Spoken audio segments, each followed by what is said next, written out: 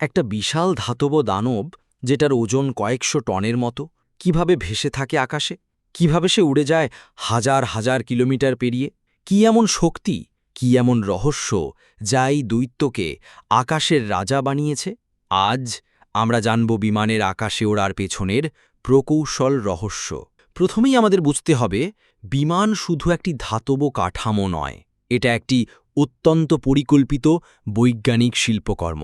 এর পেছনে আছে চারটি প্রধান বল: ওজন বা ওয়েট, উত্তোলন শক্তি বা লিফট, আকর্ষণ বা থ্রাস্ট এবং ঘর্ষণ বা বাধা বা ড্র্যাগ।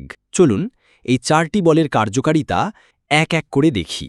প্রতিটি বিমানেরই ওজন আছে, যা তাকে পৃথিবীর কেন্দ্রের দিকে টেনে নেয়। এই ওজনের বিপরীতে কাজ করে উত্তোলন শক্তি, যা বিমানকে ওপরের দিকে ঠেলে দেয়। এটা ঠিক যেমন করে একটা ঘুড়ি বাতাসে উঠতে চায়, কিন্তু দড়ি তাকে আটকে রাখে। তবে বিমানকে আটকায় না কিছুই, কারণ তার আছে বিশেষভাবে ডিজাইন করা পাখনা, যাকে বলে উইং। উইংয়ের ওপর দিয়ে যখন বাতাস দ্রুত বয়ে যায়, তখন ওপরে তৈরি হয় কম চাপ আর নিচে বেশি চাপ। এই চাপে তৈরি হয় উত্তোলন শক্তি। একটু ভাবুন, একটা বিশাল ধাতব প্লেন আকাশে শুধু বাতাসের কারণে ভাসে।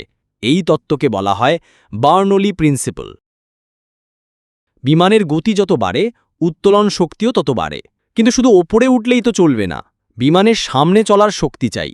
এই কাজটা করে জেট ইঞ্জিন। জ্বালানি পোড়ানোর মাধ্যমে প্রচণ্ড গতি তৈরি করে, যা বিমানকে ঠেলে দেয় সামনের দিকে। জেট ইঞ্জিনের এই শক্তিকে বলে থ্রাস্ট। তবে প্রতিটি গতিরই বিপরীতে একটা বাধা থাকে। বিমানের পেছনে বাতাস ঠেলে তাকে ধীরে ফেলার চেষ্টা করে। এই বাধাকে বলে ড্র্যাগ।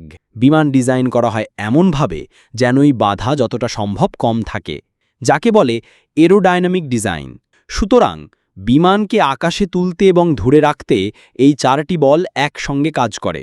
প্রথমত ওজন বা ওয়েট, দ্বিতীয়ত উত্তোলন শক্তি বা লিফট, তৃতীয়ত আকর্ষণ বা থ্রাস্ট এবং চতুর্থত বাধা বা ঘর্ষণ। এই চারটি বল যদি সঠিক ভারসাম্যে থাকে, তবেই বিমান আকাশে উঠতে পারে নিরাপদে ও সুনিপুণভাবে। বিমান নিয়ন্ত্রণ হয় কিভাবে? বিমানে থাকে বিশেষ তিনটি কন্ট্রোল সিস্টেম: অ্যালিরন, ডান বাম দিকে ঘোরাতে; এলিভেটর, ওপরে বা নিচে তুলতে; এবং রাডার, ব্যাগ ঘোরাতে। এই তিনটে মিলে বিমানকে ঠিক সেই পথে নিয়ে যায় যেমনটা পাইলট চায়। তবে খারাপ আবহাওয়ার সময়, বৃষ্টির মধ্যে বা বজ্রপাতের সময় বিমান কিভাবে নিয়ন্ত্রণে থাকে? তখন কাজে লাগে radar system, auto pilot technology এবং মাল্টি ইঞ্জিন সিস্টেম। আধুনিক প্রযুক্তি ও ট্রেন্ড পাইলট মিলে একে তোলে নিরাপদ। বিমান একদিন ছিল মানুষের স্বপ্ন, আজ তা বাস্তব।